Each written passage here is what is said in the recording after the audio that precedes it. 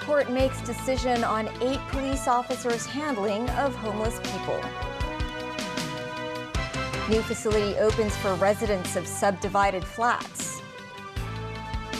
International Security Forum in Beijing continues into second day.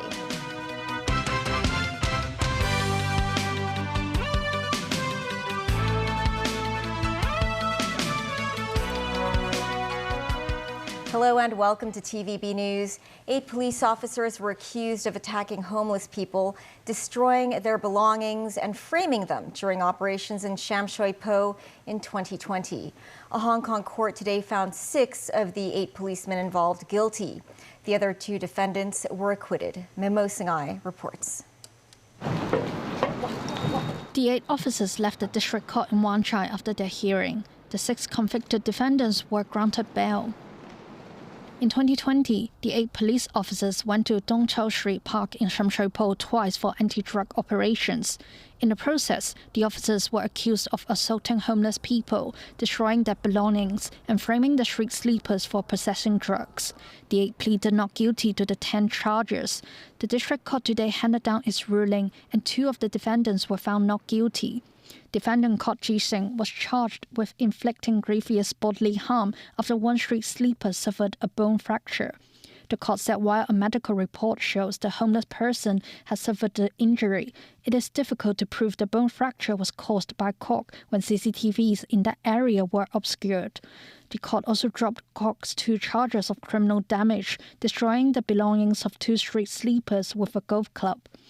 Hon Ting Kwon was charged with 2 counts of misconduct in public office, that Hon did not stop Kwok from damaging the items nor did he report him. Hon's charges were quashed after the court said one of the items could have been included in the belongings. The judgment said it is uncertain if the officer could identify personal belongings within the pile. The convicted officials will make their mitigation plea on October 8th. News 9, TVB News. The government said more than 50,000 crimes were recorded in the first 7 months of the year. Scam cases are the top crime. Between January and July, over 24,000 scam cases were recorded, accounting for 45% of total crime cases. Among them, 60% were online scam cases. Undersecretary for Security Michael Chook reminds residents to be cautious of potential traps from scammers, especially callers who claim they're customer service staff. The Independent Commission Against Corruption filed charges against a former primary school principal after he was suspected of defrauding the school of over $270,000. The 47-year-old man, surnamed Chan, was the former principal of YCH Chu Tsang Hok Wan Primary School in Qingyi. The ICAC received complaints that Chan falsely claimed to school staff that he did not receive his March and April salary last year. He claimed that he did not receive the money owing to a bank transfer failure.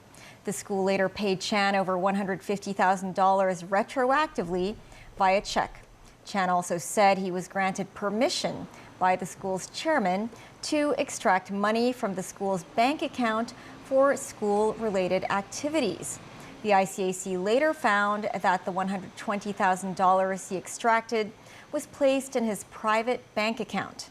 He was charged with committing 4 offenses under the theft ordinance and is due to appear in court next Tuesday.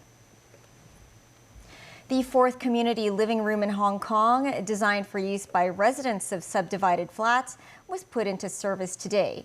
Chief Secretary for Administration Eric Chan said roughly 600 such households can benefit from the communal area in To Kwa Wan. Memo Singhai reports. The To Kwa Wan community living room is almost 7,000 square meters, the largest one in the city. Being a pilot government project, the living room is to provide support for targeted individuals, subdivided flat residents from the Kowloon City district who meet the income requirements of the project. Qualified residents can apply for membership and book certain facilities. For instance, members can use this shared kitchen, which has 8 sets of cooking equipment. After cooking, they can share and eat their meals in this dining area with other users. A laundry room is available for members to wash or dry their clothes after paying $8 for each service. Apart from the basic facilities, additional setups can also be found in a communal space, such as this multimedia room. How about some music time?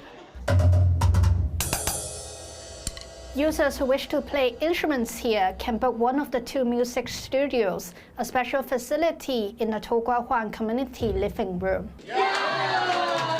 An opening ceremony was held in the morning, officiated by Chief Secretary for Administration Eric Chan. Chan said authorities aim to help subdivided flat residents by offering them a spacious area to conduct their daily activities.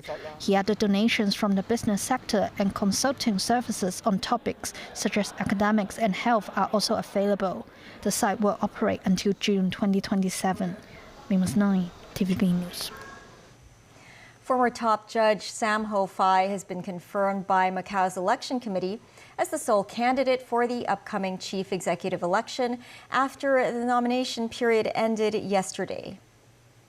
The nomination period lasted 15 days. Sam received 386 nominations in total, which makes up more than 96% of election committee members.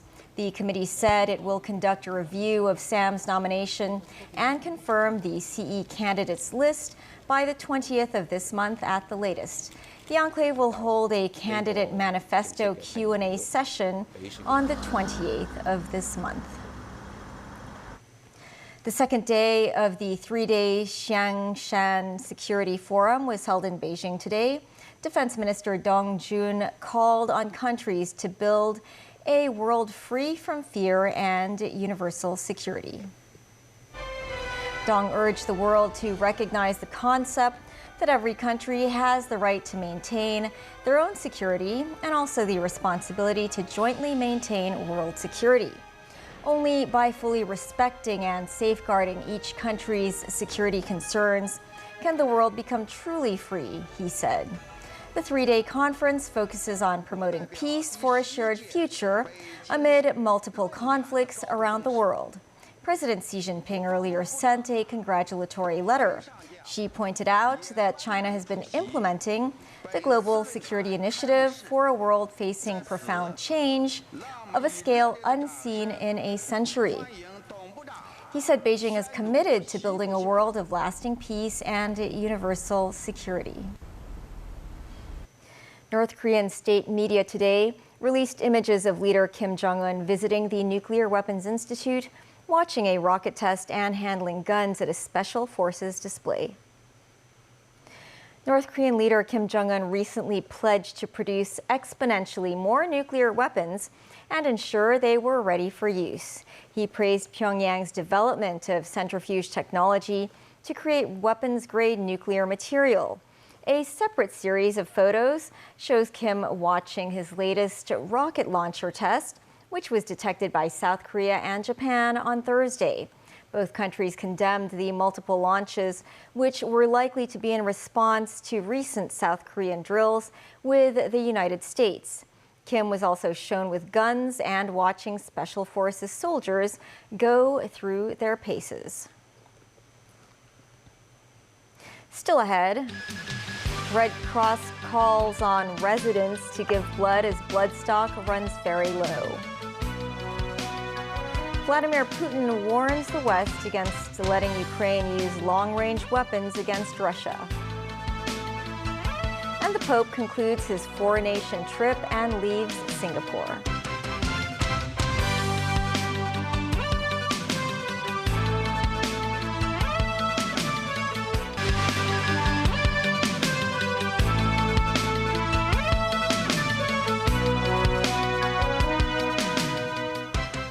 Welcome back. The Hong Kong Red Cross is appealing for blood donations as inventories have become depleted to just 3 to 4 days of stock. The blood transfusion service say they're in particular need of blood types O, A, and B. Timothy Lee tells us more.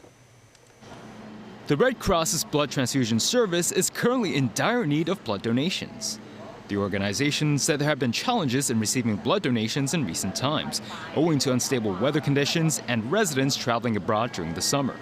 This, combined with the comparatively high use of blood by hospitals in recent days, have led to a close-to-empty inventory containing just 3 to 4 days' supply of blood. With the Mid-Autumn Festival and National Day holidays approaching, the Hong Kong Red Cross urged members of the community to donate blood and help save lives. They said blood types O, A, and B are urgently needed. Hong Kong Red Cross Blood Transfusion Service Chief Executive Dr. Lee Kwong noted they need more than 650 packs of blood each day to retain stable operations. But the organization only received 360 packs on the day when the gale storm signal number 8 was issued, and even fewer the day after.